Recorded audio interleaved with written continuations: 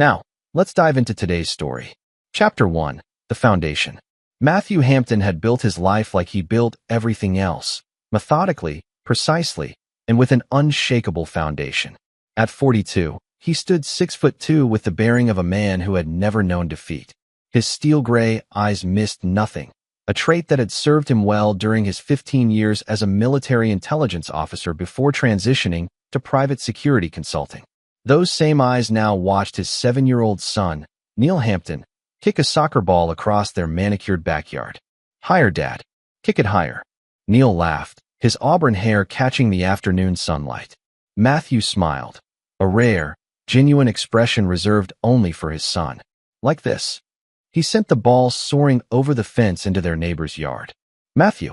Kathy Hampton's voice carried from the kitchen window, sharp with familiar irritation. Mrs. Chun just planted new roses. Kathy appeared on the back porch, 38 years old and still stunning in the way that had first caught Matthew's attention 12 years ago. Her blonde hair was perfectly styled, her designer workout clothes immaculate despite claiming she'd just finished yoga. Everything about Kathy Hampton was curated, controlled, presented for maximum effect. "Sorry, sweetheart," Matthew called back, though his tone held no real remorse. He turned to Neil.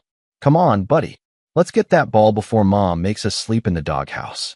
As they walked toward the fence, Neil tugged on his father's sleeve. "Dad, why does Mom always sound mad at you?" The question hit Matthew like a punch he hadn't seen coming. He studied his son's innocent face, those same steel-gray eyes that mirrored his own. "Sometimes grown-ups have complicated feelings, Neil. But that's not for you to worry about. Is that why she's always on her phone when you're not here?" Matthew stopped walking. "What do you mean? She talks really quiet and smiles different. Not like when she smiles at us. And sometimes she leaves for hours and says she's at yoga, but she doesn't smell like the gym." The words hung in the air like smoke from a distant fire. Matthew had spent his career reading people, detecting lies, uncovering secrets. How had he missed the signs in his own home? "Neil," he said carefully, "when does Mom talk on the phone like that?" "Usually after you leave for work. And sometimes at night when she thinks I'm asleep. Last week, I heard her say someone's name. Jay something. Jason." The name materialized in Matthew's mind with crystalline clarity. Jason O'Neill, Kathy's old college friend who had recently moved back to town. The same Jason who had been texting Kathy with increasing frequency, whom she'd mentioned casually, too casually, over dinner several times. Matthew's military training kicked in, emotion compartmentalized, analytical mind taking control. The signs had been there. The new lingerie hidden in the back of her drawer, the sudden interest in evening yoga classes, the way she'd started showering immediately after coming home, the phone call she'd cut short when he entered the room. "Dad, are you okay?" Matthew looked down at his son and made a decision that would change everything. "I'm fine, buddy. Let's get that ball." But as they climbed over the fence, Matthew Hampton was already planning. In the military, intelligence gathering was the first phase of any operation. He would need proof, documentation, a complete picture before making his move. Because Matthew Hampton had learned long ago that when someone betrayed you, you didn't just strike back. You struck back so completely that they never recovered. Chapter 2. The Investigation. 3 weeks of careful surveillance had given Matthew everything he needed. Hidden cameras in their home, GPS tracking on Kathy's car, and his extensive network of contacts in private investigation had painted a picture so clear it was almost artistic in its betrayal. Kathy was meeting Jason O'Neill every Tuesday and Thursday at the Grandview Hotel downtown. The affair had been going on for 8 months, since Jason's return to town after his divorce. The same Jason who had been Matthew's roommate at West Point for 1 semester before washing out. The same Jason who had always resented Matthew's success, his composure, his ability to excel where Jason failed. The irony wasn't lost on Matthew. Jason O'Neill had found his revenge by taking the thing Matthew valued most, his family's loyalty. Matthew sat in his home office, reviewing the photographs and recordings one final time.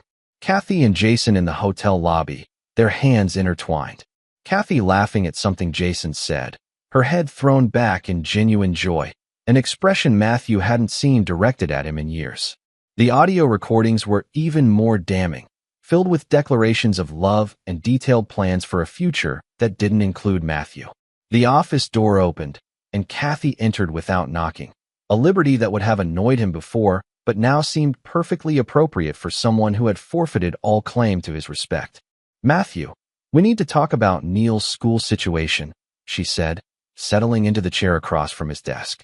"Mrs. Rodriguez called today. He's been distracted in class, and his grades are slipping." Matthew studied his wife's face, noting the slight flush to her cheeks, the way her hair was marginally disheveled despite her best efforts. She'd been with Jason this afternoon, a fact confirmed by the GPS tracker currently showing her car had been parked at the Grandview Hotel for 2 hours. "What did you tell Mrs. Rodriguez?" he asked calmly. "That we'd monitor the situation at home. Maybe he needs more structure, fewer distractions." Kathy's eyes wandered to the family photos on his desk, and for a moment, something that might have been guilt flickered across her features. "He's been asking strange questions lately, such as, about why I'm gone so much, about whether we're happy." Kathy's voice grew defensive. "I told him that's not his concern, but you know how perceptive he is. Gets that from you." The compliment felt like acid. Matthew leaned back in his chair, his fingers steepled, a gesture Kathy had once found attractive and now seemed to make her nervous. "Perhaps we should schedule a family meeting," he suggested. "Clear the air about a few things." "What kind of things?" "Honesty, trust, the values we want to instill in our son." Kathy shifted uncomfortably. "Matthew, if this is about me taking some time for myself, I think I deserve." "You deserve exactly what you've earned," Matthew interrupted, his voice never rising but carrying a weight that made Kathy go very still. Nothing more, nothing less. The silence stretched between them, thick with unspoken accusations. Finally, Kathy stood, smoothing her yoga pants with hands that trembled almost imperceptibly. "I don't know what's gotten into you lately, but this hostility isn't healthy for our family." After she left, Matthew opened his laptop and began typing. The first email went to his lawyer, Marcus Stewart, a Harvard-educated shark who specialized in high-stakes divorce cases.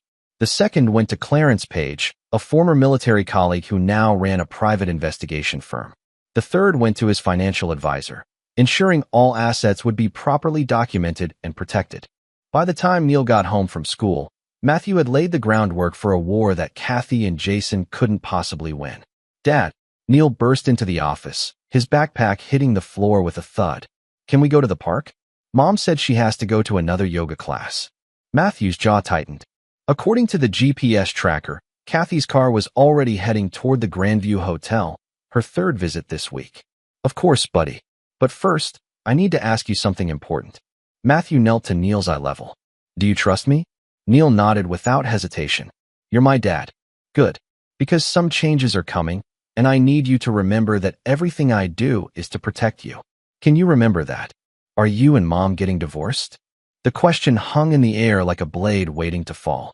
Matthew had underestimated his son's intelligence, just as he had underestimated his wife's capacity for deception. "Would that scare you?" Matthew asked carefully. Neil considered this with the gravity of someone far older than 7. "Will I still live with you?" "Yes," Matthew said, and it wasn't a promise. It was a declaration of war. "You'll always live with me." Chapter 3. The Trap. The missing child alert came on a Tuesday, Kathy's usual day with Jason. Matthew was in his office when the school called, Mrs. Rodriguez's voice tight with controlled panic. "Mr. Hampton, I'm afraid Neil didn't return from recess. We've searched the entire campus, and we're currently reviewing security footage. The police have been notified." Matthew's blood turned to ice, but his training kicked in immediately. "When was he last seen?" "Approximately 20 minutes ago. He was playing near the back fence with 2 other children. When the whistle blew, the others came in, but Neil was nowhere to be found." "I'm on my way." Matthew's mind raced through possibilities, each more terrifying than the last. But underneath the parental terror was something else, a cold, analytical certainty that this was no random disappearance. He tried calling Kathy as he raced toward the school. The phone went straight to voicemail, the same voicemail message she'd been using to screen his calls during her afternoon encounters with Jason. "Kathy, Neil is missing from school. The police are involved. Call me immediately." 20 minutes later, his phone rang. "Matthew? What do you mean missing?" Kathy's voice carried the breathless quality of someone who had just received shocking news. But Matthew's trained ear caught something else, the faint sound of traffic, the echo that suggested she was in a car. He disappeared during recess. Where are you? I was at yoga. I'm heading to the school now. The lie came so easily that Matthew almost admired her commitment to the deception. According to the GPS tracker, she was currently parked at the Grandview Hotel. Figure it out yourself, he said, letting steel creep into his voice. Since you're so good at handling things on your own these days. He hung up before she could respond, leaving her to scramble with the consequences of her choices. At the school, chaos reigned. Police cars filled the parking lot, their lights painting the brick building in alternating red and blue. Matthew spotted Detective Ricardo Love, a man he'd worked with during his consulting days, coordinating the search effort. Matthew, Ricardo approached, his expression grim. We've got every available unit canvassing the area. The good news is there's no sign of struggle, no witnesses to an abduction. Kids sometimes wander off. Neil doesn't wander, Matthew said flatly. He's the most responsible 7-year-old you'll ever meet. We're reviewing the security footage now. Maybe we'll spot something. Mr. Hampton? A uniformed officer approached. Detective Love asked me to warn you before we show you the footage. It might be difficult to watch. Matthew's soldier's composure cracked slightly. What did you find?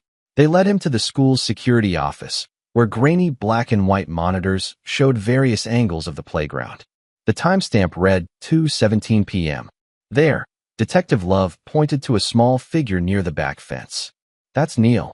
Matthew watched his son playing alone, kicking at the dirt with the distracted air of a child lost in his own imagination. At 2:21, Neil looked up sharply, as if hearing something. He walked toward the fence, then seemed to be talking to someone on the other side, someone the camera couldn't capture. At 2:23, Neil climbed the fence. He went voluntarily, Detective Love observed. Whoever was on the other side, Neil knew them. Matthew's world tilted on its axis as understanding crashed over him like a cold wave. He thought of Neil's questions about Kathy's behavior, the child's obvious awareness that something was wrong in their home. He thought of Jason O'Neill, who would have known about Neil's school schedule from Kathy, who would have been desperate enough to use a child as leverage. I need to make a call, Matthew said, his voice completely steady despite the rage building in his chest like a nuclear reaction. Outside the school, he dialed Kathy's number. This time, she answered on the first ring. Matthew, I'm almost there. Have they found anything? They found security footage of Neil climbing the fence to meet someone he knew, Matthew said, each word precise and deliberate. Someone who called to him from the other side. Silence. Kathy, where's Jason O'Neill right now? The silence stretched longer, and Matthew could practically hear his wife's world collapsing. I don't. Why would you ask me that? Because, Matthew said, his voice dropping to the register that had once struck fear into enemy combatants. If he's harmed my son in any way, there won't be a place on earth where either of you can hide. The line went dead. Matthew Hampton stood in the school parking lot, surrounded by flashing police lights and the controlled chaos of a missing child investigation, and made a decision that would haunt everyone involved for the rest of their lives. This wasn't just about adultery anymore. They had involved his son, and for that, they would pay in ways they couldn't possibly imagine. Chapter 4. The Discovery. The call came 30 minutes later. Neil had been found at Jason O'Neill's apartment, unharmed but confused. Matthew arrived at the police station to find his son sitting in Detective Love's office, drinking hot chocolate and drawing pictures with surprising calm. Dad, Neil jumped up and ran into Matthew's arms. I'm sorry I left school. Mr. Jason said you sent him to get me because of an emergency. Matthew held his son tightly, breathing in the familiar scent of his hair while his mind cataloged every detail. It's okay, buddy. You're safe now.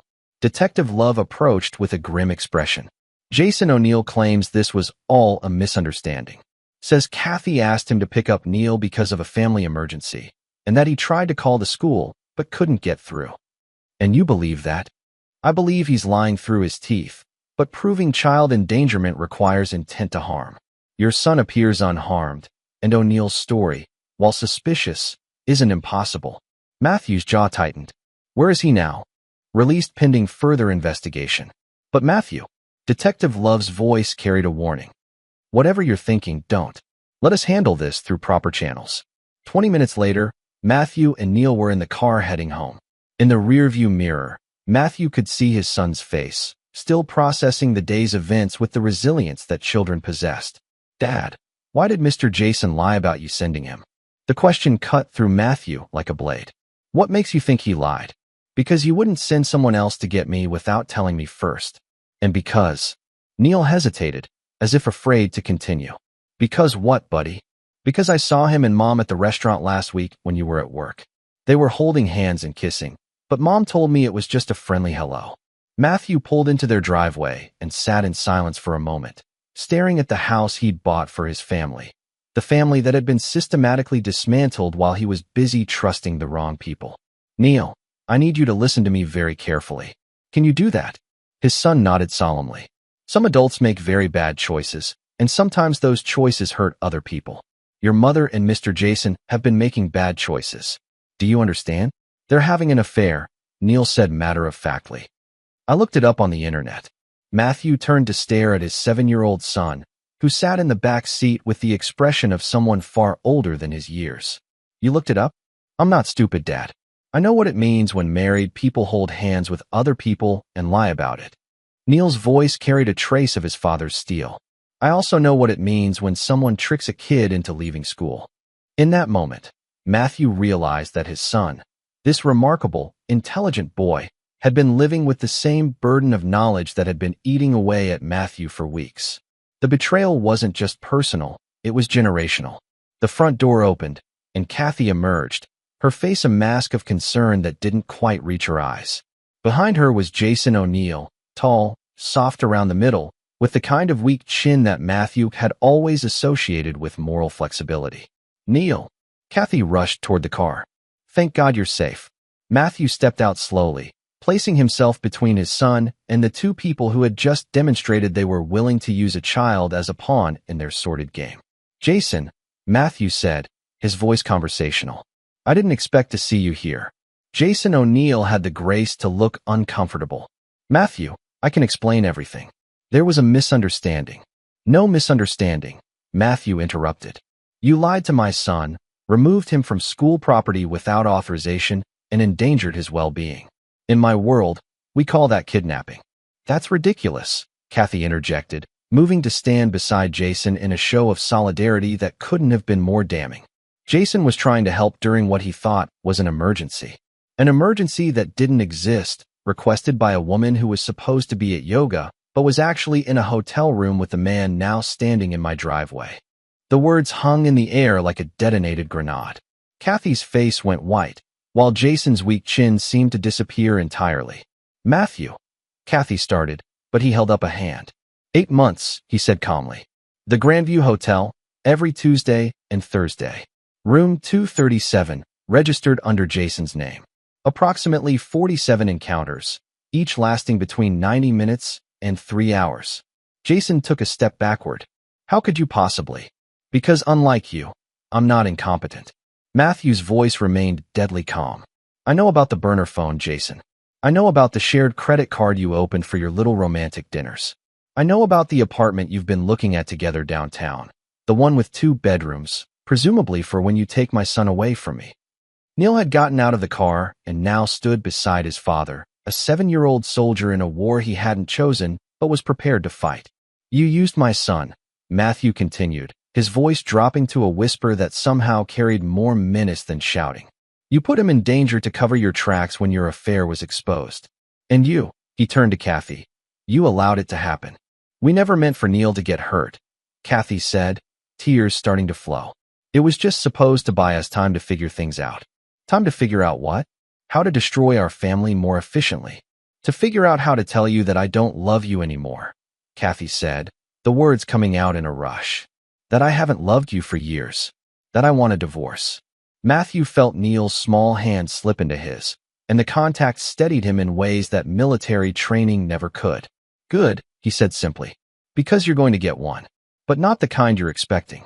Jason found his voice. "Matthew, we can work this out like adults." "Adults," Matthew repeated, as if tasting the word.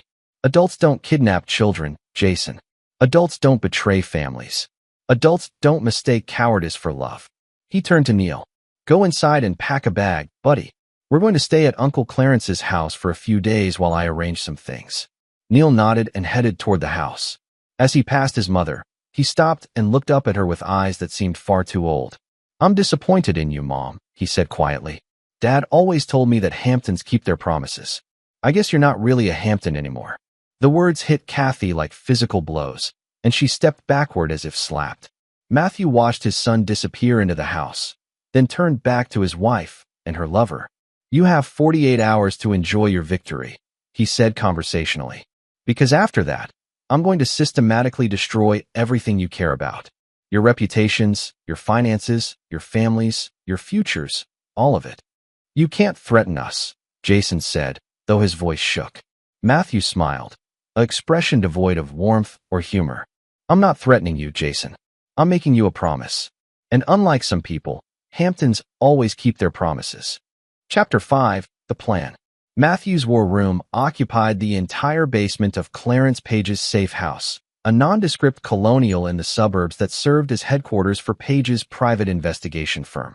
Maps, photographs, financial documents, and surveillance equipment covered every surface like the command center of a military operation.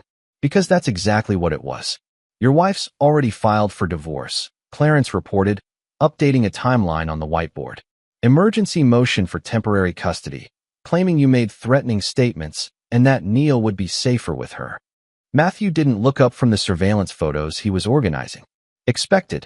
What's her attorney's name? Bridget Novak. She's good, but she specializes in friendly divorces. This won't be friendly. No, Matthew agreed. It won't be. Neil sat at a child-sized desk in the corner, working on homework with the focused concentration he'd inherited from his father. Periodically, he would look up to ask questions about math problems or spelling words, as if the adult world's implosion was merely background noise to his 7-year-old priorities. Dad, Neil said without looking up from his worksheet, when you destroy Mom and Mr. Jason, can you make sure Mrs. Chun gets her roses fixed? I feel bad about the soccer ball. Clarence paused in his briefing to stare at the boy, then looked at Matthew with something approaching awe. Does he understand what's happening here? He understands that actions have consequences, Matthew replied. Something his mother apparently never learned. The basement door opened, and Marcus Stewart descended the stairs, his expensive suit a stark contrast to the utilitarian surroundings. At 55, Marcus had the reputation of being the most ruthless divorce attorney in the state, a man who viewed marriage dissolution as warfare by other means. Fascinating reading, Marcus said, dropping a thick folder on the table. Your wife's financial affidavit is a work of fiction. According to her filing, she has no significant assets, no income beyond what you provide, and no knowledge of any marital investments. But, Matthew prompted, but my forensic accountant found 3 bank accounts in her maiden name, totaling approximately $180,000. Money that appears to have been systematically diverted from your joint accounts over the past 2 years. Matthew's pen stopped moving across the surveillance log. She's been planning this for 2 years? Gets better. The money was used to fund Jason O'Neill's failed consulting business, pay for a joint vacation to Hawaii last spring, while you thought she was visiting her sister, and as a down payment on a condo downtown. The same condo you mentioned yesterday. Clarence whistled low. She's been funding her affair with your money while planning to take half of what's left in the divorce. Was planning, Matthew corrected. Neil, buddy, why don't you go upstairs and see if Mrs. Page has any of those cookies you liked?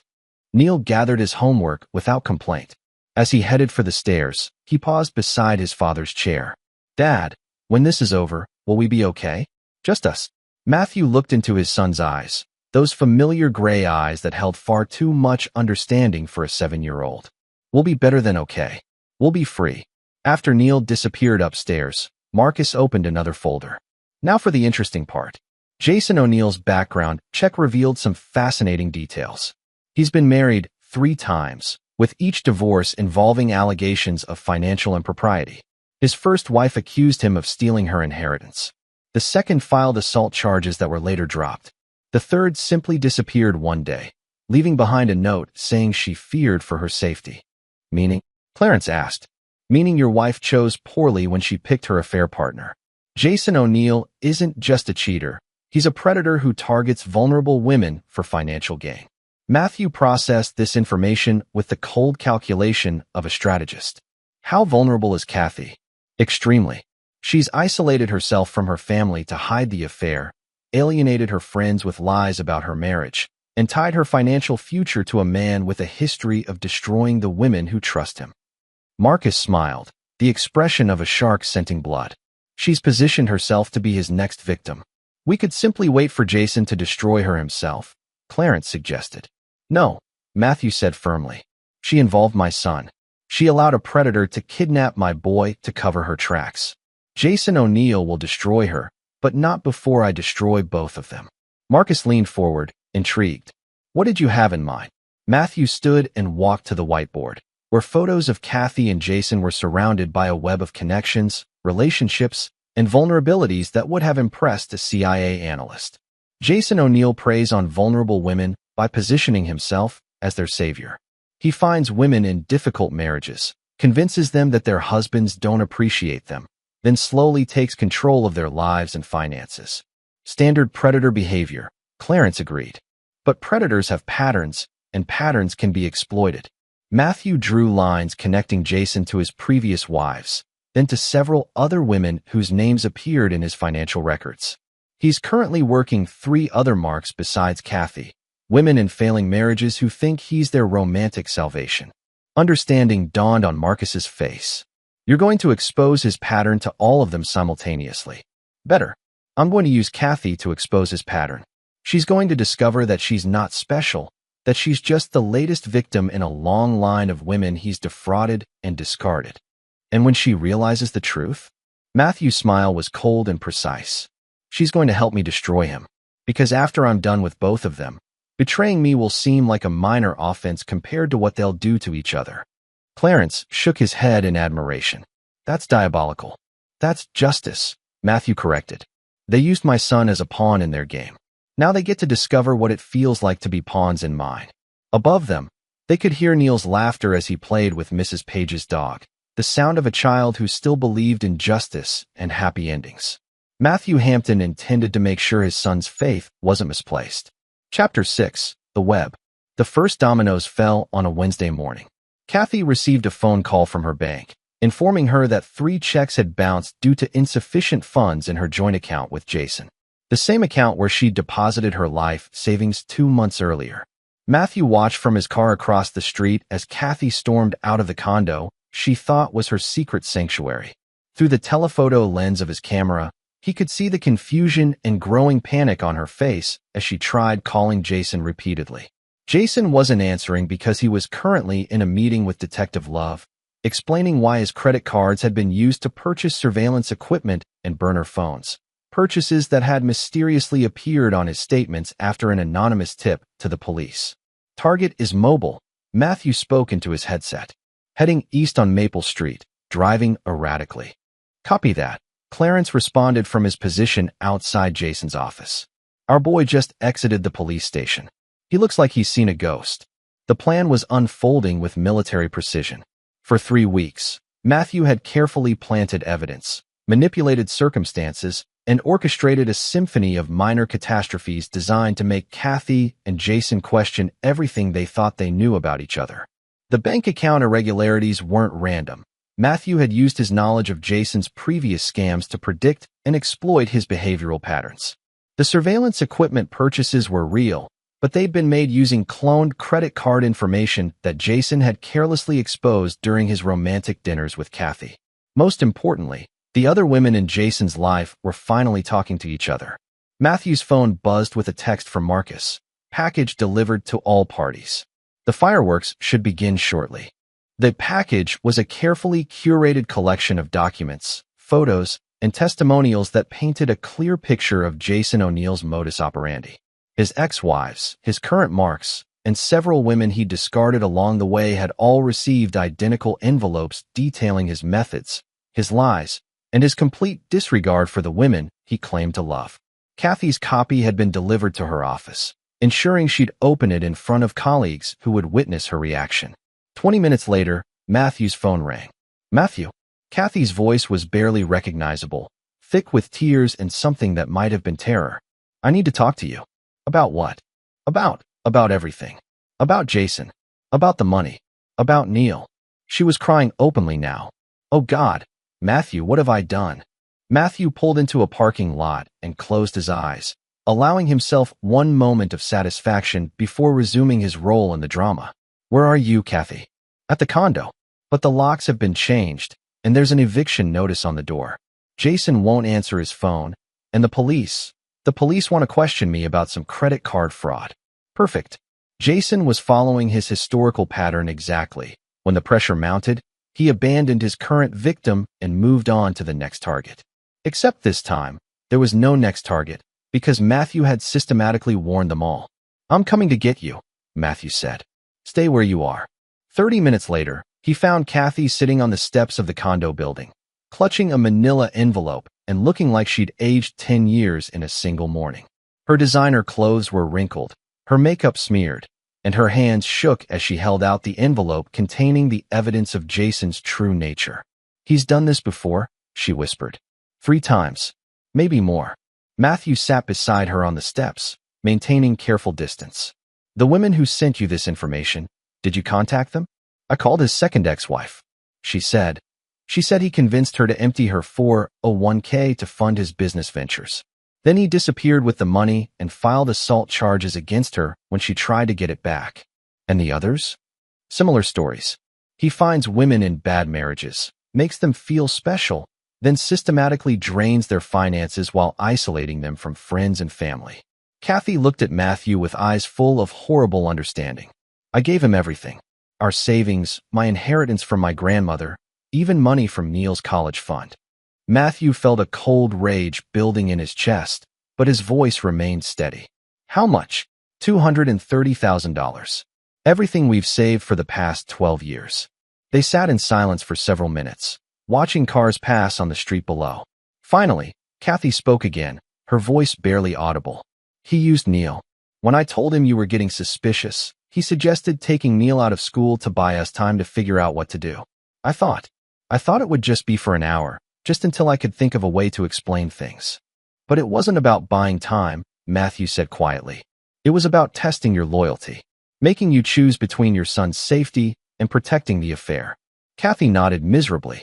And I chose wrong. I chose him over Neil. Over you. Over everything that actually mattered. Yes, Matthew agreed. You did.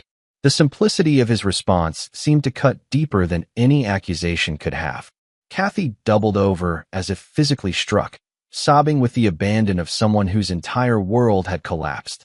I know you'll never forgive me, she managed between tears. I know I've destroyed our family and lost any right to Neil's love or respect. But Matthew, please help me stop Jason before he does this to someone else.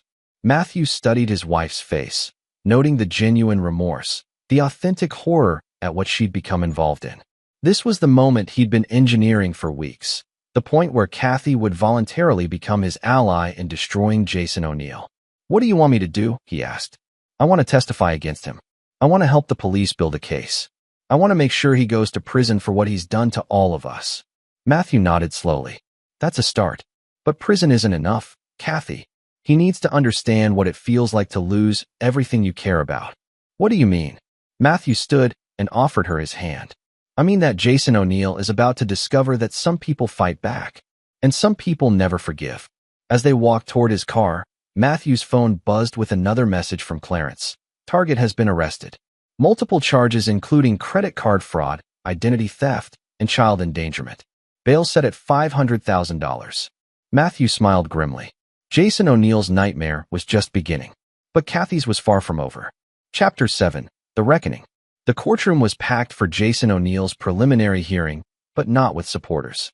The first 3 rows were filled with his victims, ex-wives, former girlfriends, and the women he'd been actively scamming when Matthew's investigation brought his world crashing down. Kathy sat in the witness section, pale but determined. Over the past month, she'd cooperated fully with the district attorney's office, providing financial records, recorded phone calls, and detailed testimony about Jason's methods. Her cooperation had been so complete that the prosecutor had agreed to immunity from fraud charges in exchange for her testimony. Matthew sat in the back of the courtroom with Neil, who had insisted on being present despite his age. I want to see what happens to people who hurt our family, Neil had said with the gravity of a Supreme Court justice.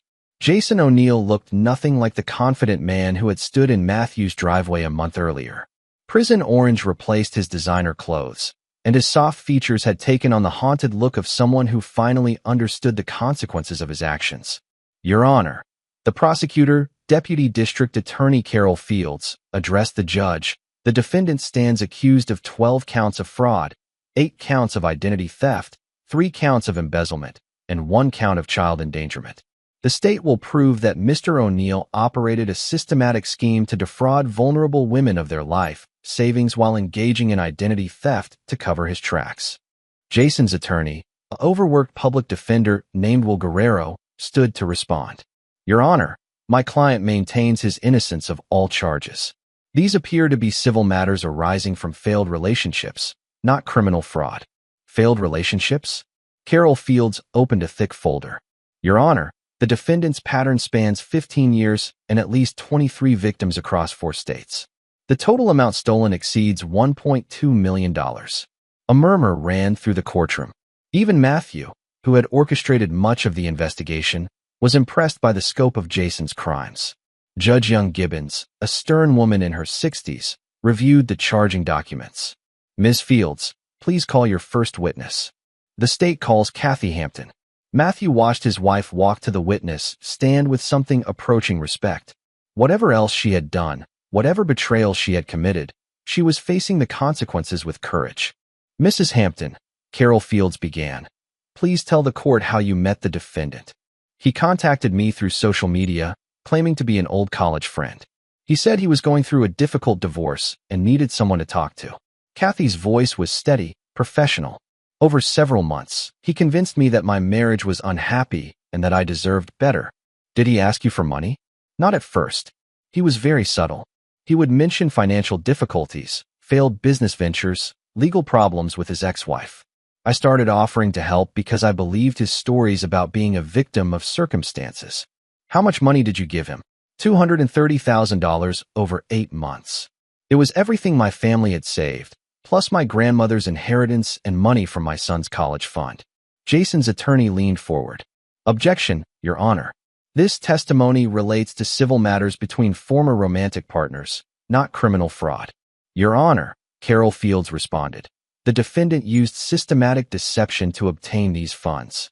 Mrs. Hampton believed she was helping a legitimate business venture and that they would be married once their respective divorces were finalized. I'll allow it. Continue, Mrs. Hampton. Kathy described Jason's methods in detail, the fake business documents, the forged legal papers claiming his ex-wife was stealing his assets, the promises of marriage that always came with conditions requiring more money. Mrs. Hampton, did the defendant ever discuss your son? Yes. He said that Neil would be better off with a stepfather who actually cared about him.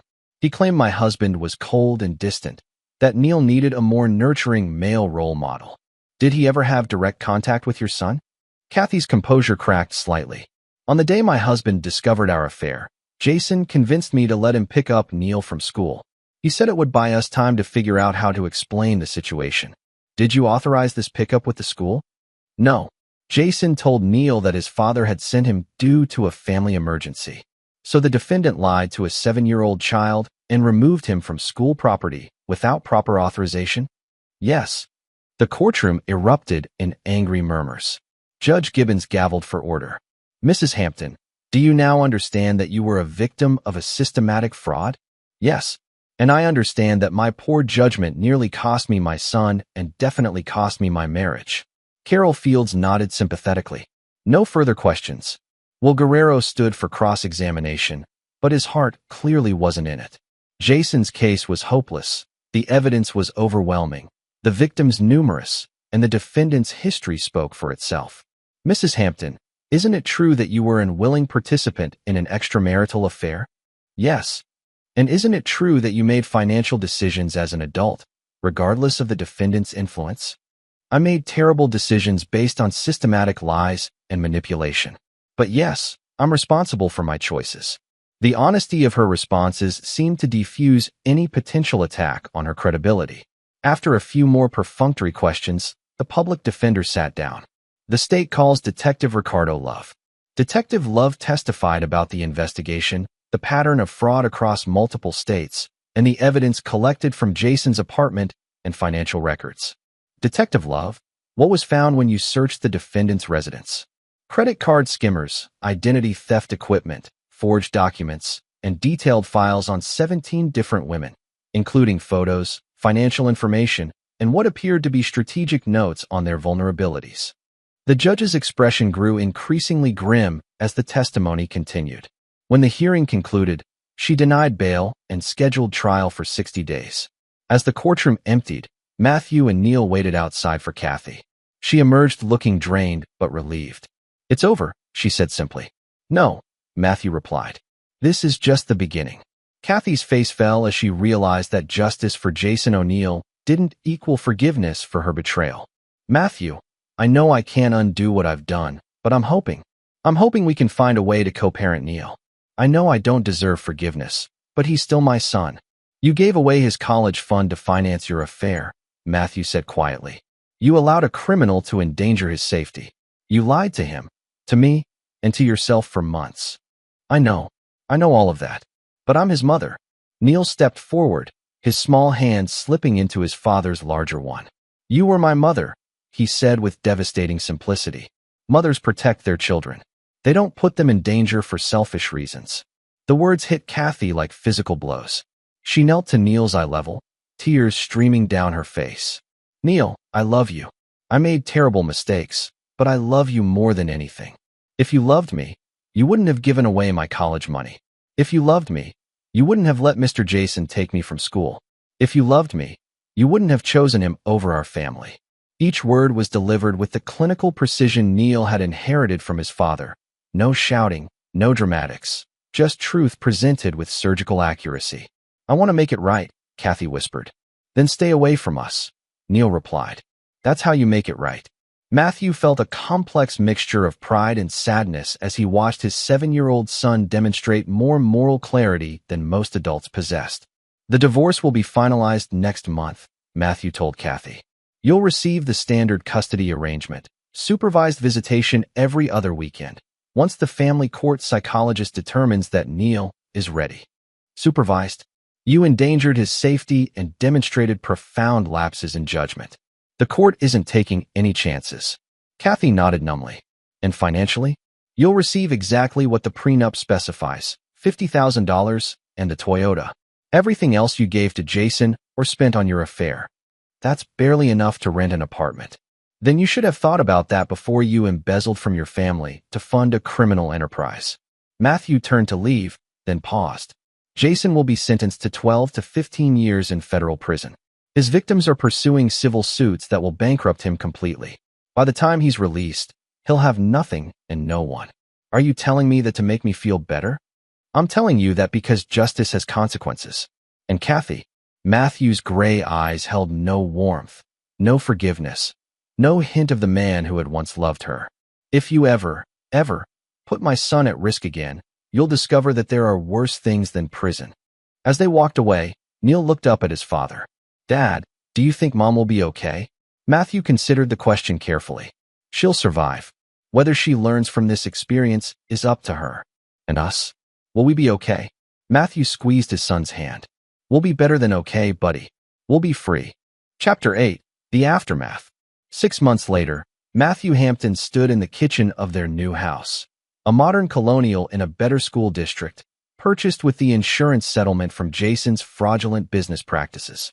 The old house had been sold to help her cover Kathy's debts, though she'd only received a fraction of what Jason had stolen. Neil sat at the breakfast bar, methodically working through his math homework with the focused concentration that had become his trademark. At 8 years old now, he had grown into his intelligence, becoming the kind of child that teachers described as remarkably mature and other parents found slightly intimidating. "Dad," Neil said without looking up from his fractions, "Mrs. Rodriguez wants to know if you'll chaperone the field trip to the Science Museum next week." "Of course. But don't you think she should ask me directly instead of using you as a messenger?" Neil's pencil paused. "She's afraid of you." "Why would she be afraid of me?" "Because everyone knows what you did to Mr. Jason. And because you look at people like you're deciding whether they're threats." Matthew considered this assessment while pouring coffee. His son's observational skills continued to amaze him. Do I look at you that way? No. You look at me like I'm the most important thing in the world. The simple statement hit Matthew with unexpected force. He set down his coffee mug and studied his son's face. Those familiar gray eyes that missed nothing, the determined set of his jaw that suggested he'd inherited more than just intelligence from the Hampton line. You are the most important thing in the world, Matthew said quietly. I know. Neil returned to his homework as if the exchange had been routine rather than profound. The doorbell rang, interrupting the peaceful morning routine. Through the window, Matthew could see a familiar figure on the front porch, Kathy, holding a wrapped present and looking nervous. It was Neil's birthday. She's here, Neil observed without looking up. Do you want to see her? Neil considered the question with his usual thoroughness. She missed my first school play. She missed my karate promotion. She missed Christmas because she was working on herself at that retreat. That doesn't answer my question. She's my mother. I don't have to want to see her to know that I should. Matthew opened the door to find Kathy looking older than her 39 years. The expensive clothes and perfect makeup were gone, replaced by jeans and a simple sweater. She'd lost weight, and her hair was shorter, more practical. The changes made her look younger in some ways, older in others. Hello, Matthew. Thank you for letting me come. It's Neil's decision. Kathy entered the house she'd never seen, the home Matthew had built for his family after removing her from the equation. Her eyes took in the details, the photos of Neil's achievements covering the refrigerator, the homework station organized with military precision, the sense of calm order that pervaded everything. Happy birthday, Neil, she said, offering the wrapped package. Neil looked up from his homework, his expression politely neutral. Thank you. Aren't you going to open it? Later. I'm finishing my math. The dismissal was polite but definitive. Kathy sat at the breakfast bar, maintaining careful distance while Neil completed his fractions with methodical precision. How is school? She asked. Good. I'm in the accelerated program now. Dad thinks I might skip 4th grade. That's wonderful. You always were brilliant. I get it from Dad. The comment hung in the air, neither cruel nor kind, simply factual. Kathy's face flushed slightly. Neil, I know you're angry with me. I'm not angry, Neil interrupted, still focused on his homework. Anger is for people who don't understand what happened. I understand perfectly. Then you know that I love you, even though I made terrible mistakes. Neil finally looked up, meeting his mother's eyes with the direct gaze that was so unsettling in someone his age. Love is what you do, not what you say. You chose Mr. Jason over our family. You gave away my college money. You let him take me from school. Neil's voice remained conversational, clinical. Those are facts, not feelings. People can change, Neil. People can learn from their mistakes. Some people can. You haven't changed, you just got caught. The observation was devastating in its accuracy. Kathy had spent 6 months in therapy, completed community service, and maintained steady employment as a bank teller. But underneath the reformed exterior, she remained the same person who had prioritized her own desires over her family's welfare. I've been going to therapy, Kathy offered weakly. Good.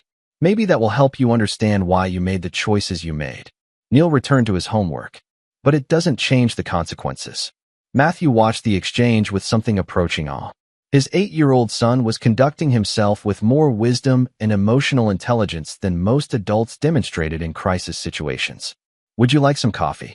Matthew offered, partly from habit and partly to fill the uncomfortable silence. Please. As Matthew poured coffee, Kathy looked around the kitchen again, taking in the evidence of their new life, a life that functioned perfectly well without her. You've built something good here, she said quietly. We've built something honest, Matthew corrected. Something based on trust and mutual respect. I destroyed that, didn't I? Our family, our marriage, everything we had together. You made choices. Those choices had consequences. Kathy nodded, accepting the simple truth. The supervised visitation is ending next month. The psychologist says Neil is well-adjusted and that I've demonstrated consistent behavior. I know. So we'll have regular visitation starting in September? Matthew studied his ex-wife's face, noting the hope she was trying to suppress. That depends on Neil. I want to spend time with him. I want to be part of his life. Then you'll need to earn that privilege. Not from me, not from the court, but from him. Neil looked up from his completed homework. May I be excused? Tyler's mother is picking me up for soccer practice. Of course. Neil gathered his backpack and soccer gear with efficient movements. As he passed his mother, he paused. Thank you for the present. I'll open it after soccer practice. Neil. Kathy's voice caught slightly. Do you think you might want to have dinner with me sometime? Just the two of us. Neil considered the question with his usual thoroughness. Maybe, but I choose where we go, and I choose when I'm ready to leave. Of course. And no McDonald's or Chuck E. Cheese. I'm not 6 anymore. Despite everything, Kathy smiled. The first genuine expression she'd shown all morning. Where would you like to go? The Science Museum has a cafe. We could eat there after looking at the exhibits. That sounds perfect. Neil nodded once and headed for the door. As he reached the threshold, he turned back. Mom, the reason I'm willing to have dinner with you isn't because I forgive you. It's because Dad taught me that Hamptons don't run away from difficult things. After Neil left for soccer practice, Matthew and Kathy sat in the quiet kitchen, surrounded by the remnants of their shattered family. He's remarkable, Kathy said finally. Yes, he is. He gets that from you, doesn't he? That strength, that moral clarity. He gets it from himself. I just try not to get in his way. Kathy finished her coffee and stood to leave. At the door, she paused. Matthew, I know you'll never forgive me. I know I destroyed something that can't be repaired. But thank you for not turning him against me. I didn't need to turn him against you, Matthew replied. Your actions spoke for themselves. After she left, Matthew cleaned up the kitchen and prepared for his own day. In a few hours, he'd pick up Neil from soccer practice. They'd grab dinner at their favorite restaurant, and they'd spend the evening reviewing Neil's science project. It was a good life, better than good. It was a life built on honesty, trust, and the unshakable bond between a father and son who had weathered betrayal and emerged stronger. As Matthew locked the front door, he reflected on the journey that had brought them to this point. Jason O'Neill was serving 15 years in federal prison, his appeals exhausted, his victims finally receiving some measure of justice. Kathy was rebuilding her life with the kind of slow, careful progress that suggested genuine change might be possible. And Neil? Neil was becoming the kind of man Matthew had always hoped to raise. Intelligent, principled, and absolutely uncompromising when it came to matters of right and wrong. The revenge was complete, but more importantly, the healing had begun. Chapter 9, The Legacy. 2 years had passed since the collapse, and Neil Hampton, now 10 years old, sat in the passenger seat of his father's truck, heading home from his first middle school chess tournament. The trophy in his lap bore the inscription, First Place, Regional Championship, but his expression was more thoughtful than triumphant. Something wrong, buddy? Matthew asked, noting his son's unusual quiet. Do you think Mom will be proud of me winning? The question caught Matthew off guard. Despite regular dinners and increasingly normal visitation, Neil rarely brought up his mother unprompted. Why do you ask? Because she's been trying really hard lately. The therapy helped her understand things better, and she hasn't made any promises she couldn't keep. Neil adjusted the trophy carefully. She even started a college fund for me to replace the one she gave to Mr. Jason. Matthew felt a complex mixture of emotions.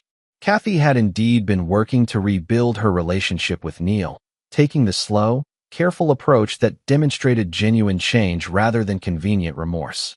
Do you want her to be proud of you? I want to be proud of myself, Neil replied with characteristic precision. But I also want the people who care about me to share in good things, even if they've made mistakes. The wisdom in his son's words struck Matthew with its simple profundity. Neil had inherited his father's analytical mind, but he'd also developed something Matthew had struggled with, the ability to separate past betrayals from present possibilities. Your mother made terrible choices, Matthew said carefully.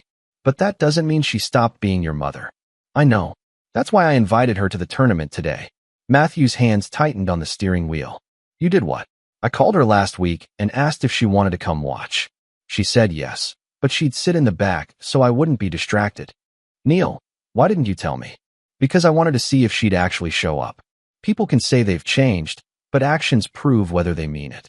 Matthew pulled into their driveway, processing this latest evidence of his son's emotional intelligence. Did she show up? She was there for all 6 matches. She brought flowers, but waited until after the tournament to give them to me. She said she didn't want to make it about her. In the house, Neil placed his trophy on the mantelpiece next to his other achievements. then carefully arranged the flowers, simple daisies, in a vase. The gesture was small but significant, representing a cautious willingness to acknowledge his mother's efforts. "Dad, can I ask you something?" "Always." "Do you think you'll ever forgive her?" Matthew sat heavily in his favorite chair, considering a question he'd been avoiding for 2 years. "Forgiveness isn't about what she deserves, Neil. It's about what kind of man I want to be." "That's not an answer." "No, it's not." Matthew studied his son's face, noting the intelligence and moral clarity that continued to amaze him. "The truth is, I may never forgive her for betraying our family, but I can respect the work she's doing to earn your trust." "That's fair," Neil said matter-of-factly. "She hurt you more than she hurt me. I was confused and scared, but you lost someone you thought loved you." The observation was devastatingly accurate. Matthew had never fully explained the depth of his pain to Neil, but his son understood anyway. "What about you? Do you think you'll forgive her?" Neil considered the question with his usual thoroughness. "I don't think forgiveness is the right word. I think acceptance is better." Meaning? "Meaning I accept that she's my mother and that she made terrible choices. I accept that she's working to do better. And I accept that our relationship will never be the same as it was before, but it can still be something good." The doorbell interrupted their conversation. Through the window, Matthew could see Kathy on the front porch, holding a small wrapped package. "That's probably Mom," Neil said. "I told her she could stop by after the tournament if she wanted to celebrate." Matthew opened the door to find Kathy looking nervous but hopeful. The changes in her over the past 2 years were remarkable. She'd found work as a high school math teacher, completed her master's degree in education, and maintained the kind of steady, responsible lifestyle that suggested genuine transformation. "Congratulations, Neil," she said, offering the package. "I'm so proud of you." "Thank you. Would you like some cake? Dad made it this morning." The casual invitation represented a level of normalcy that would have been impossible 2 years earlier. They sat in the living room, sharing cake and discussing Neil's tournament performance with the awkward politeness of people learning to be a family in a new configuration. "I have something to tell you both," Kathy said eventually. "I've been offered a teaching position in Portland. It's a good opportunity, but it would mean moving across the country." Neil's expression didn't change, but Matthew could see him processing the implications. "When would you leave?" Neil asked. "The position starts in September, so I'd need to move this summer." "That's 3 months away." "Yes." Neil nodded thoughtfully. "Can I think about it?" "Of course. But Neil, you should know that whatever you decide about our relationship, I'll respect. If you want me to stay, I'll turn down the job. If you think it's better for everyone if I start fresh somewhere else, I'll understand." The offer represented the kind of selfless choice that Kathy had been incapable of making during her affair. She was genuinely putting Neil's needs before her own desires. "I don't want you to make career decisions based on me," Neil said carefully. "That's too much pressure." "Then what do you want me to base the decision on?" "On what's best for you. If this job will make you happy and help you grow as a person, then you should take it. If you're only considering it because you think distance will make things easier, then maybe you shouldn't." Matthew marveled at his son's emotional sophistication. At 10 years old, Neil was managing a complex family situation with more grace than most adults demonstrated. "I want to be part of your life," Kathy said quietly. "But I also want to be the kind of person who deserves to be part of your life. Sometimes I think the best thing I can do is give you space to grow up without the constant reminder of my mistakes." "Mom," Neil said gently, "my memories of our family aren't all bad. I remember you reading to me when I was little. I remember you teaching me to ride a bike. I remember you crying at my first school play because you were so proud." Kathy's eyes filled with tears. "Those memories matter too," Neil continued. "The person who did those things is still inside you somewhere. The question is whether you're brave enough to be that person again." After Kathy left, Matthew and Neil cleaned up the cake plates in comfortable silence. "So," Matthew said finally, "what do you really think about her moving to Portland?" "I think it might be good for her. And I think it might be good for us too." "How so?" "Because right now, she's trying so hard to make up for the past that she can't just be herself in the present. Distance might help her relax and be genuine instead of perfect." Matthew shook his head in amazement. "When did you become so wise?" "I had a good teacher," Neil replied with a small smile. "You always told me that actions have consequences, but you also showed me that consequences can lead to growth if people are willing to do the work. And if she takes the job, then we'll visit her sometimes, and she'll visit us. We'll build something new instead of trying to fix something broken. That night, after Neil had gone to bed, Matthew sat in his study reviewing case files for his consulting business. The work was satisfying, helping corporations identify security threats and eliminate vulnerabilities before they could cause damage. It was good work, honest work, and it allowed him to provide for Neil while maintaining the flexible schedule that single parenthood required. His phone buzzed with a text from Clarence. Saw the news about O'Neill. Parole denied again. Won't be eligible for another hearing for 3 years.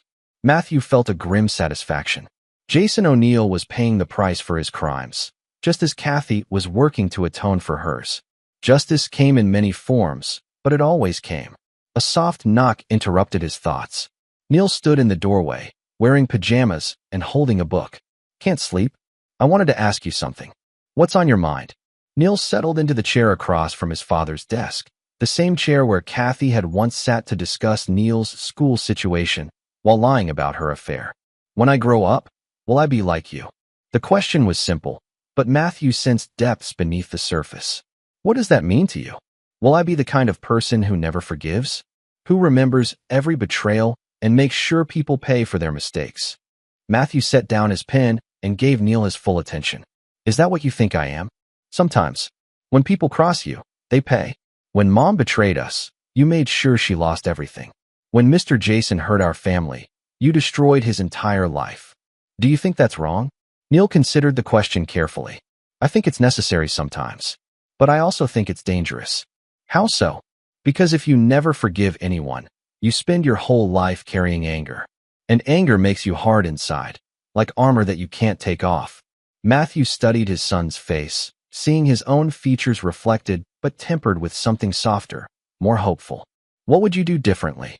I'd still make sure bad people faced consequences, but I'd also leave room for good people to make mistakes and learn from them. Like your mother? Like Mom. She did terrible things, but she's working to do better. You've made sure she faced consequences, but you've also given her chances to prove she's changed. Matthew realized that his son was right. Without consciously deciding to do so, he had created space for Kathy's redemption while ensuring that Jason faced the full weight of his crimes. You're already wiser than I am, buddy. I learned from watching you. The good parts and the scary parts. What are the scary parts? The way you can turn off your feelings when someone hurts you. The way you can plan someone's destruction and never feel bad about it. Matthew felt a chill of recognition. His son was describing the very traits that had made him effective in military intelligence and potentially dangerous as a father and husband. Do you think I'm a good person, Neil? I think you're a person who does good things and bad things, like everyone else. But I think you love me enough to always choose good when it matters most. The conversation continued late into the night, father and son exploring questions of justice, forgiveness, and the kind of men they wanted to become. By the time Neil finally went to bed, Matthew had gained a new appreciation for the remarkable human being his son was becoming. 3 months later, they stood at the airport, watching Kathy board a plane to Portland. She'd taken the teaching position after Neil encouraged her to pursue her own happiness rather than spend her life trying to atone for past mistakes. Will you miss her? Matthew asked as the plane taxied toward the runway. I'll miss the person she's becoming, Neil replied. And I'm excited to see who she turns out to be. As they drove home, Matthew reflected on the journey that had brought them to this point. The betrayal that had nearly destroyed their family had ultimately made them stronger, more honest, and more appreciative of the bonds that truly mattered. Neil would grow up knowing that actions had consequences, that trust once broken required tremendous effort to rebuild, and that real love meant making difficult choices for the right reasons. Most importantly, he would grow up knowing that his father loved him enough to fight for their family, and wise enough to know when the fighting should stop and the healing should begin. Matthew Hampton had won his war, but more importantly, he had raised a son who might be wise enough to avoid such wars altogether. It was a legacy worth everything he had sacrificed to achieve.